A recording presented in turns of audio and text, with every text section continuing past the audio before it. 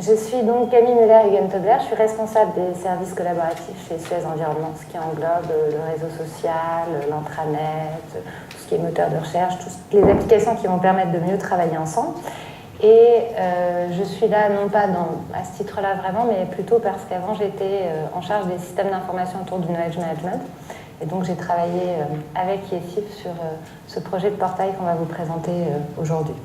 Donc juste pour revenir rapidement sur la présentation de Suez Environnement, donc on est dans le domaine de l'eau et dans le domaine des déchets. On vous a mis quelques chiffres pour resituer les domaines qu'on couvre. Je vais passer assez rapidement sur cette partie-là. On a 80 000 collaborateurs à travers le monde, sachant qu'on réalise 31% de notre chiffre d'affaires à l'international, qui est d'à peu près 15 milliards d'euros en 2012. On a 4 axes stratégiques aujourd'hui autour de l'eau intelligente, du recyclage, du développement international, qui est une forte priorité pour nous, et de l'eau industrielle, qui sont vraiment les objectifs sur lesquels on va se concentrer dans les années à venir. Ça, c'était pour vous présenter rapidement le cycle de l'eau et notre couverture du début du cycle jusqu'à sa fin, donc à partir des études jusqu'à la valorisation des boues d'épuration.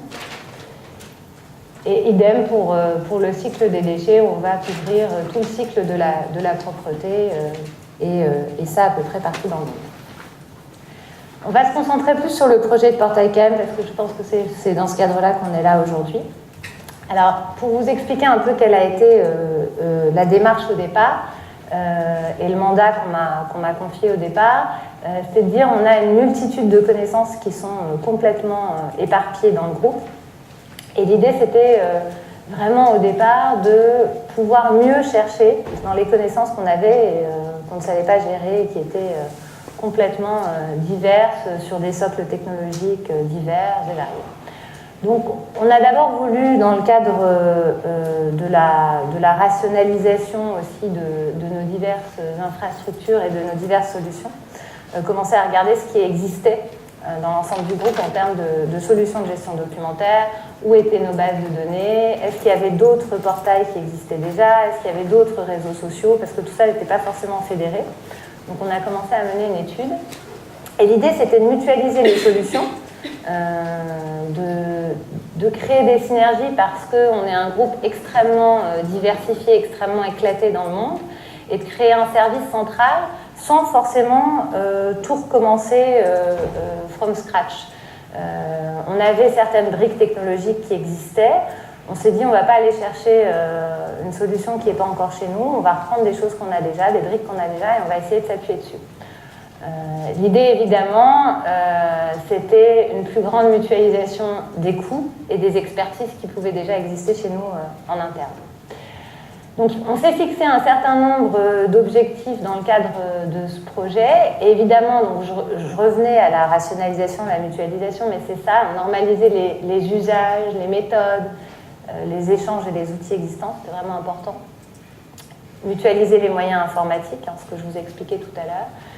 Évidemment, un objectif très fonctionnel qui était l'objectif de départ, qui était celui de mieux partager le savoir et le savoir-faire, puisque la demande émanait du département Knowledge Management, donc gestion des connaissances. On avait vraiment besoin de ça. Évidemment, s'appuyer sur le réseau social qu'on avait, en tout cas l'idée au départ, c'était s'appuyer sur les briques de réseaux sociaux qu'on avait déjà pour créer des communautés de pratiques métiers. Et créer une solution qui permette aussi d'échanger, unifier, et donc évidemment dynamiser les relations collaboratives.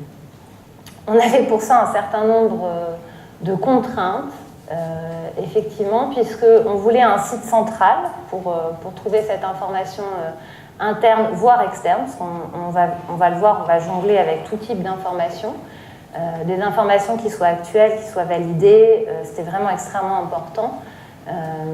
Et à destination d'un public large, puisque le portail s'adressait à l'ensemble des collaborateurs du groupe. Donc voilà, potentiellement 80 000 personnes, enfin peut-être pas 80 000, mais au moins 50 000 équipés dans le poste informatique. Évidemment, le portail devait remplir ce rôle d'outil, donc je vous parlais de communauté de pratique, mais de dialogue, de partage d'expériences pour les experts. Avoir une fonction de recherche, et on le verra, c'est la base du site. et puis avoir un accès sécurisé en extranet, puisque l'idée aussi, on travaille beaucoup avec des populations nomades, c'est que les gens puissent avoir accès à l'information où qu'ils soient, de manière sécurisée. Je vois qu'ici, je passe ma slide très très vite.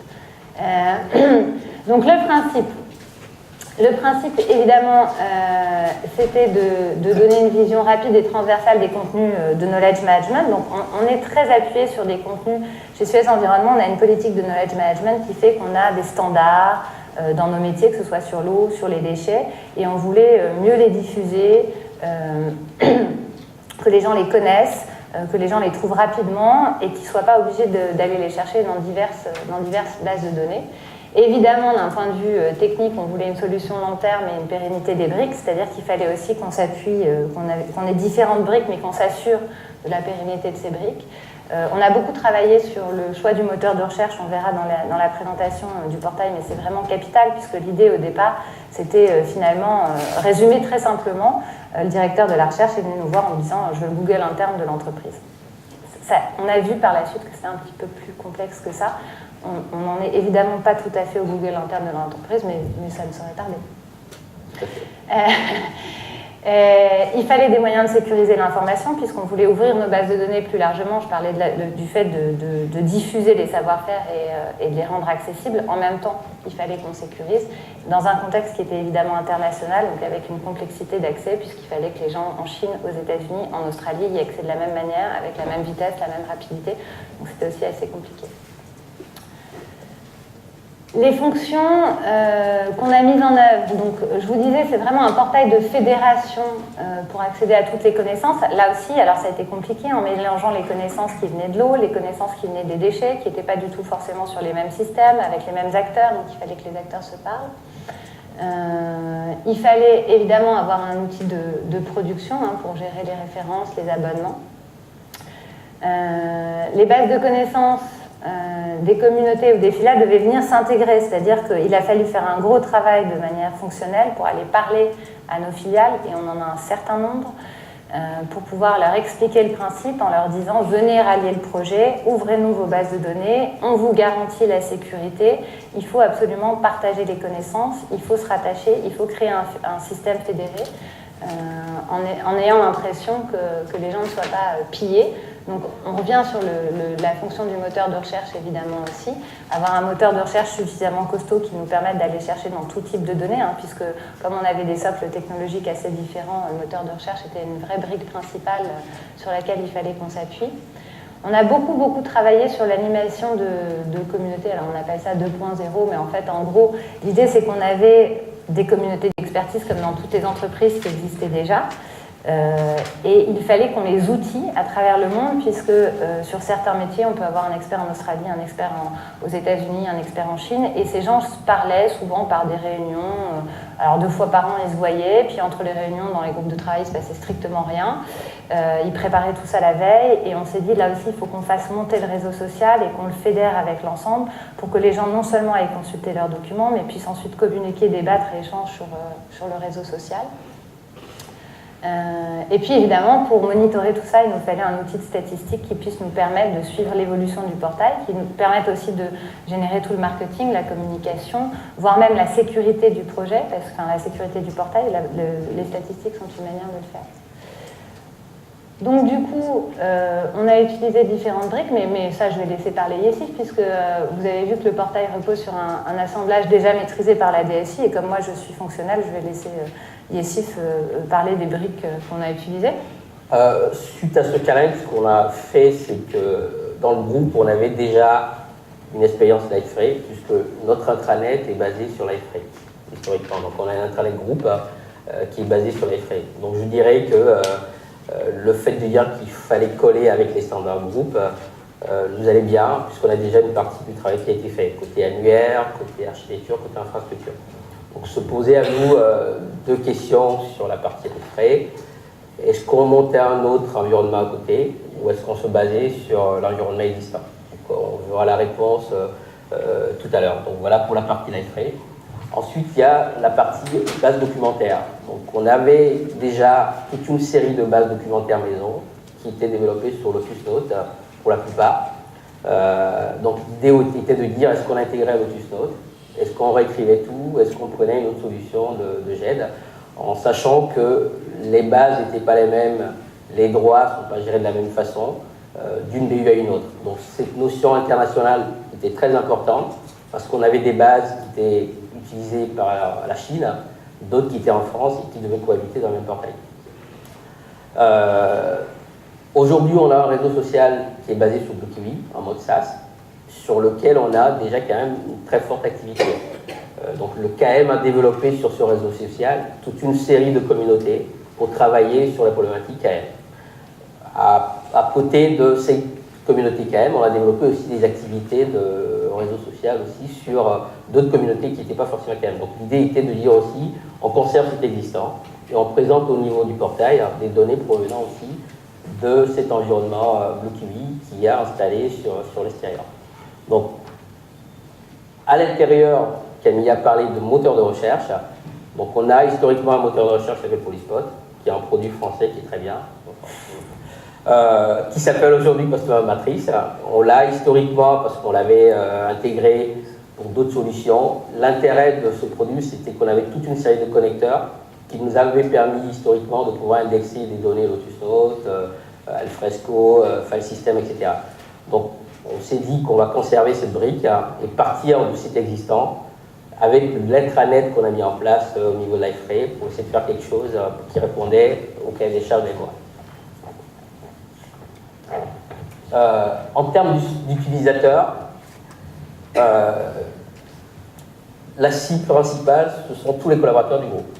Donc on a vu qu'il y en avait 80 000, mais objectivement, on en a 35 000, à peu près 40 000, qui sont consolidés au niveau de nos annuaires. Donc l'idée, c'est qu'automatiquement, sur ces 35 000, tous ceux qui ont un compte ou qui demandent un accès peuvent voir une partie des contenus du portail KM. Parce que dans le portail KM, on a des contenus publics, visibles par tout collaborateur qui se connecte. Et ensuite, ils ont accès aux contenus provenant de toutes les bases sur lesquelles ils contribuent ou dans lesquelles ils peuvent chercher des informations. Il y a une autre population qui est quand même le cœur du KM, ce sont un peu tous ceux qui font la recherche. Donc il y a tout un réseau de recherche qui est en place, qui sont pour la grande partie des gens en interne, et puis pour partie des gens qui sont externes.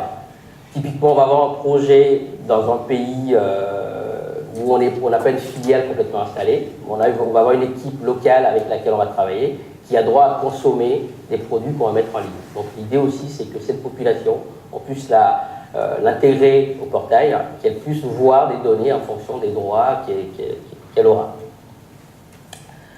Et donc ça nous a donné un peu cette architecture. D'accord? Donc ce qu'on va voir, c'est, j'ai parlé de l'intranet. Donc historiquement, on a l'intranet. Pour rentrer après dans les questions sur un peu le détail de l'architecture. Pour faire très rapide, on a deux VM avec deux instances Liferay en cluster.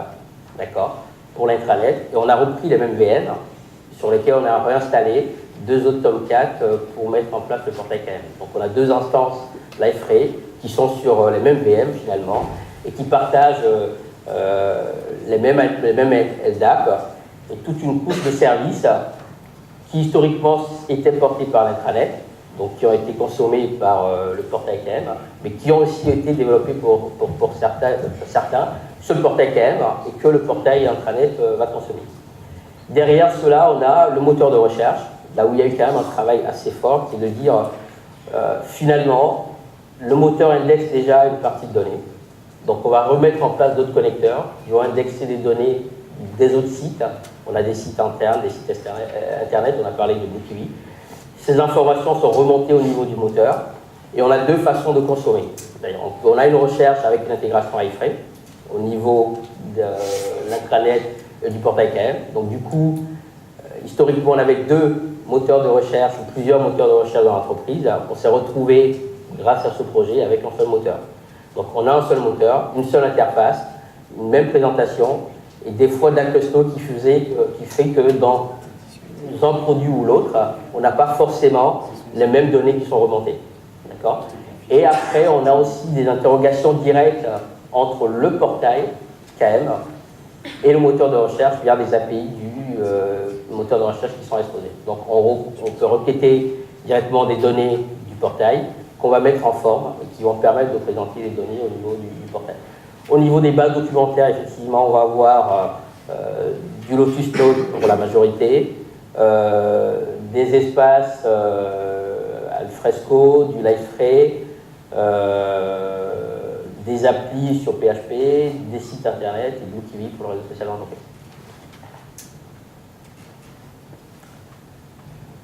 Au niveau de quelques données chiffrées, donc on est sur du Liferay 6.1 pour la partie portail KM, alors que pour la partie intranet, on est sur du 5.2.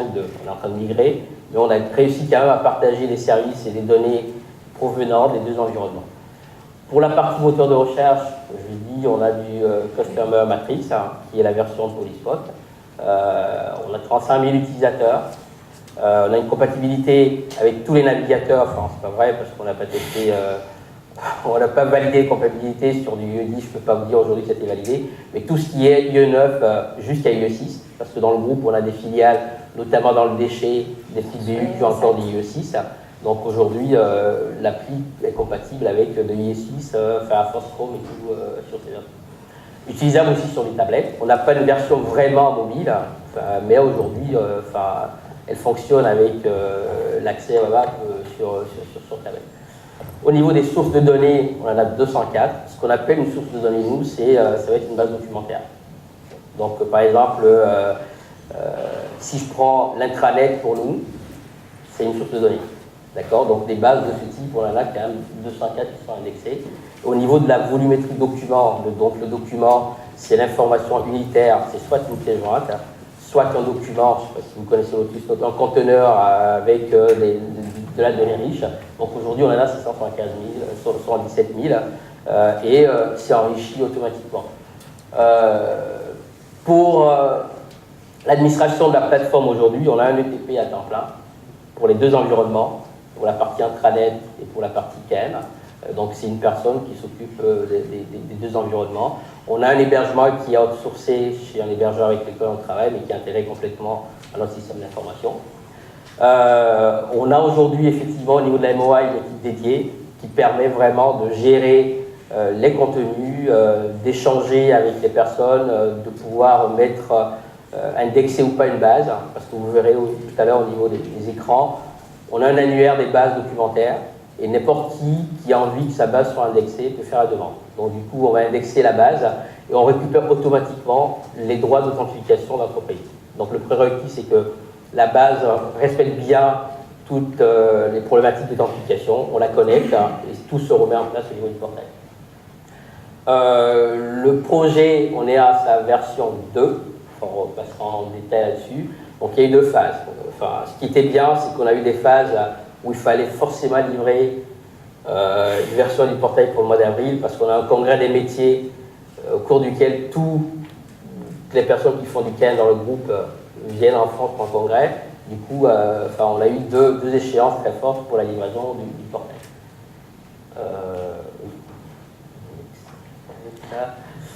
Donc sur la phase 1, on l'a faite avec GFI. Donc c'était un mode forfaitaire, d'accord. Donc cette phase a permis de construire complètement la plateforme, de mettre en place les services sur la partie portail, de mettre en place un peu tous les éléments de connexion avec le moteur de recherche, les bases externes, par exemple sur BlueKiwi, on récupère des flux aussi BlueKiwi, toute la structure, l'installation, la mise en place sur cette phase.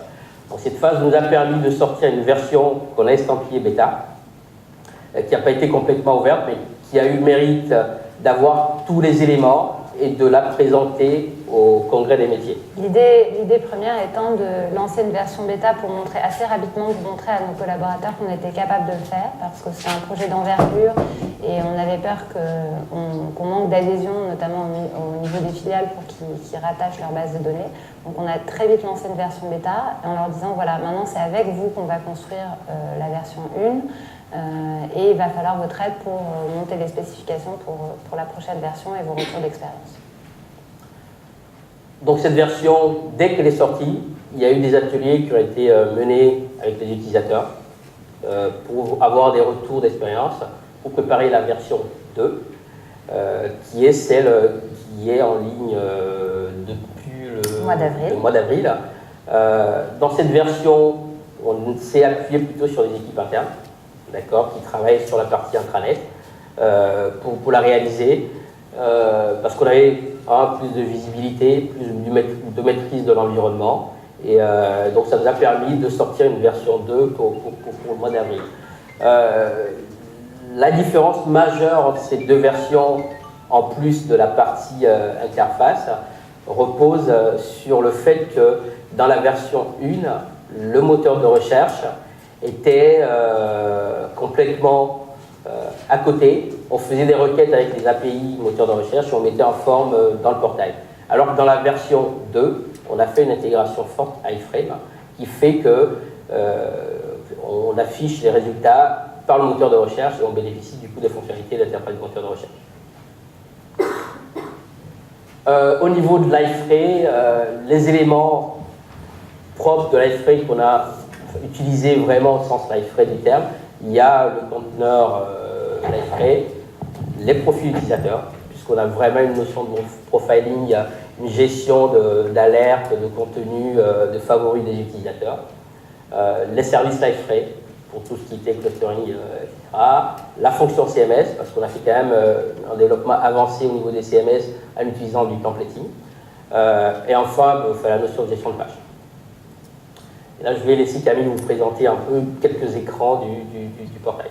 Alors ça, c'est le petit leaflet de présentation qu'on a sorti pour les utilisateurs, mais c'était juste pour vous montrer un peu sur quoi est-ce qu'on s'était focalisé. Donc c'était vraiment sur le découvrir, rechercher, partager, qui étaient les trois axes sur lesquels on voulait travailler en présentant ce portail, en appuyant bien sur le fait qu'on pouvait voir, on avait un annuaire déjà, ce qui n'existait pas dans l'entreprise, qui permettait de lister les différentes sources de connaissances, qu'on allait pouvoir faire des recherches sur des contenus quand même et une volumétrie qui était nouvelle dans l'entreprise. Et puis évidemment, partager avec toutes les fonctions sociales qu'on connaît aujourd'hui, ce qui n'était pas forcément le cas jusqu'à présent. On vous a mis quelques écrans, alors ils ne sont pas très très grands, mais ça permet quand même de voir un peu. Ça, c'est la page d'accueil du portail, sur laquelle vous voyez, donc il y a un bandeau en haut. On verra le système de notification sur les slides suivantes, mais vous allez voir apparaître votre nom une fois que vous êtes connecté, un certain nombre de fonctionnalités d'aide, de support, d'aide en ligne et de principe de feedback. Puis évidemment, en partie centrale, le moteur de recherche, avec la possibilité de chercher dans tout le portail, dans les documents, dans les personnes, c'est-à-dire que là, pour le coup, on va aller chercher par un mot-clé une personne parce qu'elle a tagué son expertise, ou par son nom, ou par la BU dans laquelle elle travaille, ou par une équation de recherche. Et puis dans ce qu'on appelle, nous, les discussions, c'est-à-dire là, pour le coup, vraiment dans le réseau social, avec évidemment la possibilité de faire de la recherche avancée, avec un écran de recherche un peu plus complexe. Le bouton rose que vous voyez, c'est donc en dessous l'annuaire des sources, qui était vraiment très très important, c'est de pouvoir aller, je vous présenterai un écran tout à l'heure, mais pouvoir aller découvrir les sources qui existent dans l'entreprise. Et puis dès la page du portail, ce flux d'actualité, que ce soit des communautés ou documentaires. Donc d'un côté en bleu, j'ai le flux d'informations qui remonte des communautés auxquelles j'appartiens. Et même chose en vert, j'ai le flux d'informations qui remonte des sources documentaires auxquelles j'ai accès. Donc très rapidement en une page, on avait cette fonction recherche et puis mes flux d'actualité qui remontent. On a en haut, là ce que vous voyez apparaître en gris par rapport à la slide d'avant, c'est quand vous cliquez sur le petit oiseau, vous avez un système de tweets qui va vous informer régulièrement de petits trucs et astuces, de ce qui se passe sur le portail. Même chose, la Twitter, on a 120 caractères ou 150 caractères, donc ça nous permet, c'est là aussi fonctionnellement d'alerter notre utilisateur à la façon de Twitter. Toujours même chose en passant en fait par le réseau social chez nous. Ensuite, on a un système d'actualité de knowledge management où là aussi on a mis en place, on veut communiquer sous forme de news, de carrousel de news sur tout ce qui se passe en termes de gestion du savoir-faire dans le groupe. Donc ça permettait là aussi d'ouvrir un nouvel espace de communication aux filiales en disant voilà, vous sortez un nouveau standard en Espagne, il y a une communauté de pratique qui se monte en Chine, les gens peuvent nous envoyer de l'information à ce sujet qu'on retransmet. Là, on a cliqué donc, sur le nom de la personne et on voit apparaître donc, mon profil, paramètres et la langue. On va pouvoir aller voir son profil qui vient. Le profil va être des données agrégées, on le verra tout à l'heure, qui remontent là aussi différentes sources de données. Choisir la langue et avoir un certain nombre d'autres paramètres d'affichage classiques des sites web. Donc là, on est par exemple dans la page de l'annuaire des sources où on va aller voir tout de suite quels sont le nombre de sources que le portail indexe, combien il y a de contenu accessible, est-ce que je peux aller voir quelles sont les sources documentaires ou les sources communautaires, est-ce qu'elles sont publiques, est-ce qu'elles sont privées, est-ce que je suis déjà membre, est-ce que je peux les rejoindre, est-ce que je peux en rechercher une, je peux les trier, enfin voilà, tout ça n'existait absolument pas et c'était fondamental que chaque collaborateur puisse avoir accès à cet annuaire. Et là, on est justement sur la page profil et je finirai là-dessus. Donc, pour vous montrer, on a effectivement agrégé des sources dans le portail, des sources de données qui sont ailleurs pour que les gens puissent voir leur propre profil et ainsi que le profil de chacun des collaborateurs avec ces zones d'expertise qui viennent du réseau social. Voilà, ça c'est la fonction d'alerte, je passerai dessus, mais on peut évidemment s'abonner. Merci, et si vous avez des questions, on est là pour y répondre, et suivez-moi.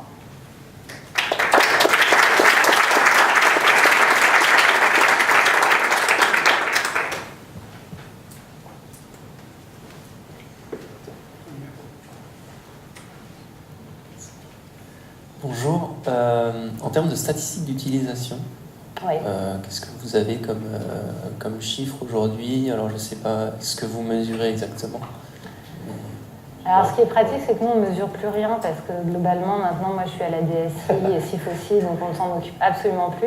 D'après ce que j'ai dû entendre, aujourd'hui, on a à peu près 3000 visiteurs réguliers, donc ça démarre. Différents. On a lancé au mois d'avril. Sachant qu'on estime la population globale cible à peu près 10 000 personnes et que les opérations de communication au niveau groupe sont en train de se lancer. C'est-à-dire qu'on y est allé très très lentement et comme on a agrégé énormément de sources d'informations, on ne voulait pas communiquer trop vite. Donc on l'a fait par vague. Donc c'est ça, à peu près 3000 personnes qui se servent régulièrement du service. En fait, ce qu'il faut noter sur cette phase croissante du lancement, c'est que sur... je vais en profiter pour... Là, voilà. Là, on a toute une série de je ne suis pas membre, je veux m'abonner. Donc derrière, on met en place des process en fait, de workflow ou autres qui sont en dehors du produit, qui permettent aux différentes personnes de dire ok, je veux rajouter une de mes bases au portail KM ou un utilisateur qui fait une demande, on peut l'abonner au. Donc il a fallu mettre en place, suite au lancement, toute cette série de process qui permettent de gérer un peu toutes les activités autour du portail. Voilà.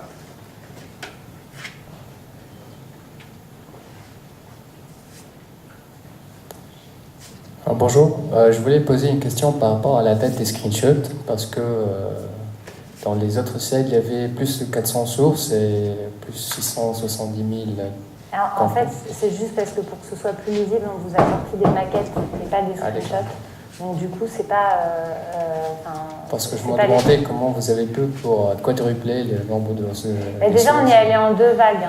On y est allé en 2 vagues, donc la différence, c'est que pendant la deuxième phase de développement, avant même que le portail sorte, c'est-à-dire qu'on était encore sur la version bêta, on a eu des vagues où on a indexé 100 sources, puis 150, jusqu'à arriver à 200 pour voir aussi si l'indexation était fiable. Donc on n'y est pas allé d'un coup sur les 204 sources qu'on indexe aujourd'hui. Par contre, le site est en ligne, on peut tenter une démo en live. On vous ment pas.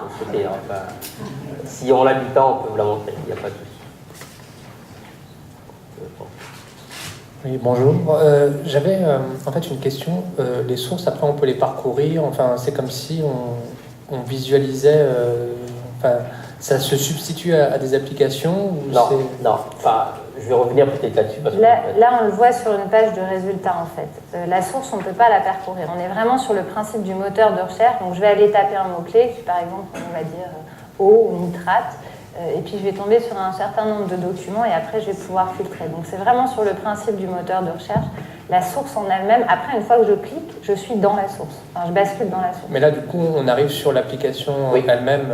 On sort du portail. Oui. On sort du portail. C'était ça ma question. Le portail, c'est pour présenter les données et puis on sort du portail après. Et avec cette couche de service dont j'ai parlé précédemment, on a embarqué une série de SSO pour quasiment 90% des sources, hein, qui permet en allant d'être authentifié, de retrouver ses droits dans l'application.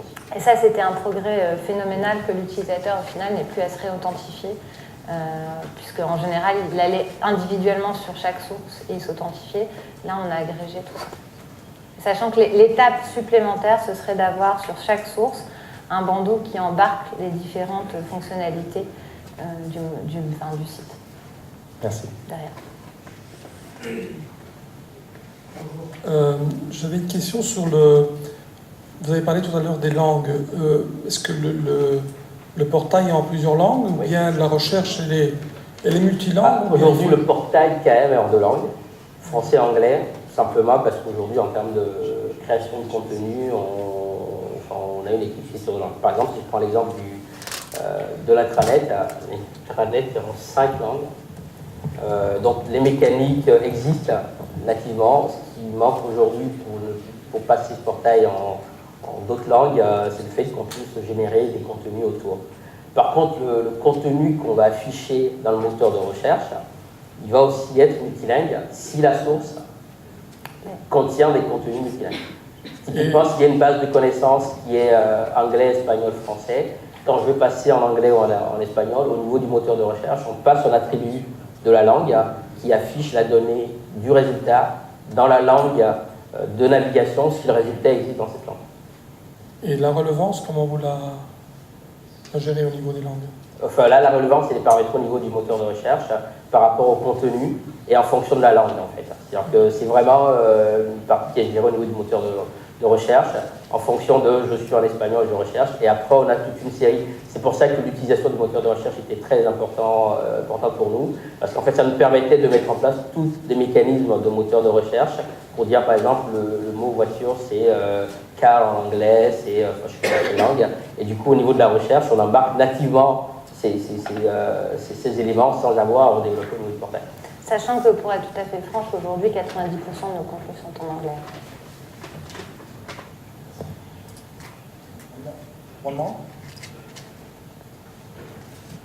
Oui, si vous parlez en fait de ce qu'on voit sur la page, c'est un gros portlet ou ça se découpe comment? Oui, enfin il y a, comme on est dans une séance technique, ou pas technique, là il y a une portlet iframe au milieu qui a été habillée, retravaillée, mais modifiée, la portlet iframe.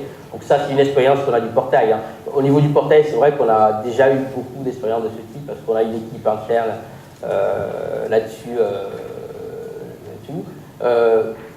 Le bandeau du dessus, c'est une portlet. La partie mon profil, c'est une portlet. D'accord. Et la barre du dessus, j'ai une portlet. Donc c'est une page classique Liferay avec plusieurs portlets qui sont posés dessus. Bon, la dernière question. Après, c'est la pause. Peut-être plus fonctionnel, mais... On peut prendre les questions jusqu'à la pause. Au niveau de la stratégie d'indexation, vous avez pris une stratégie uniquement full text plus tagging uniquement? Nous, on indexe tout. Mais pas de tag? Si. Mais quand je dis la stratégie d'indexation, en fait, ça a été déterminé par déjà, on a fait un tri sur les sources qu'on allait indexer. Ensuite, on a pris toutes les sources, on a regardé les champs techniques de ces sources. On a décidé lesquelles on indexait, comment est-ce qu'on les indexait. On a indexé évidemment les pièces jointes en plus, comme des contenus à part entière. Et après, on a travaillé sur le système de filtrage en se disant, et là on a travaillé aussi avec des ateliers utilisateurs, en disant quelle est la mécanique qui va permettre à l'utilisateur de mieux faire son filtrage et son tri. Donc il y a eu un gros travail vraiment sur l'indexation, presque je dirais source par source. Est-ce que ça veut dire que derrière vous avez à sensibiliser ou resensibiliser les utilisateurs sur une nouvelle façon d'introduire les métadonnées autour de ces... Pas tellement, parce qu'en fait, nos sources sont suffisamment bien structurées. C'est-à-dire qu'en fait, on a des sources, c'est vraiment des bases documentaires. Donc les gens qui les gèrent ont déjà l'habitude de les traiter sous un certain format et savent qu'il faut mettre des métadonnées si même unitairement dans leurs sources ils veulent rechercher. Donc finalement, nous, on a fait un travail sur... les métadonnées ne sont pas les mêmes dans toutes les sources, mais comment est-ce qu'on peut homogénéiser tout ça et fédérer. globalement, les équipes, chaque gestionnaire de source est sensibilisé déjà à la manière dont il va indexer ces informations. Et là, typiquement, il y aurait eu des mots-clés qui auraient été utilisés sur les données qu'on voit ici. On aurait eu un filtre supplémentaire qui est mots-clés, d'accord, qui serait apparu si la métadonnée mots-clés utilisée sur les sources a été identifiée comme un champ pertinent au niveau des filtres. Alors, pour répondre tout à fait complètement à votre question, il y a des gens chez nous qui ne servent pas du tout des tags, qui ne sont pas familiarisés. Et on s'est dit, on ne va pas orienter le débat vers est-ce qu'il faut des tags ou est-ce qu'il ne faut pas de tags. On a pris les sources telles qu'elles étaient et on s'en est débrouillé avec. Voilà. Ok, merci beaucoup Yessif et Camille. Merci à vous. Intéressant.